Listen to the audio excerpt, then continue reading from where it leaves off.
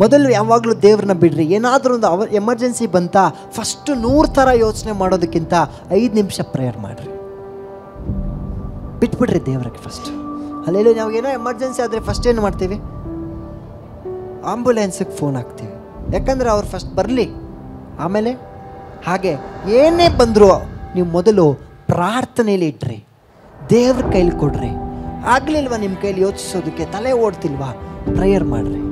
ಆ ಸಮಯದಲ್ಲಿ ಪ್ರಾರ್ಥಿಸಿ ಬಿಟ್ಬಿಡ್ರಿ. ದೇವರು ಎಲ್ಲ ಮುಗಿಸ್ಕೊಂಡು ನಿಮಗೆ ಹೇಳ್ತಾರೆ, ಇನ್ನು ಆಶೀರ್ವಾದ ಅಷ್ಟೇ ನಿನ್ನ ಭಾಗ, ಯುದ್ಧನೂ ನಂದೇ, ಅಲ್ಲಿ ಮಾಡಬೇಕಾದ ಎಲ್ಲ ಪ್ರಯಾಸದ ಕಾರ್ಯನೂ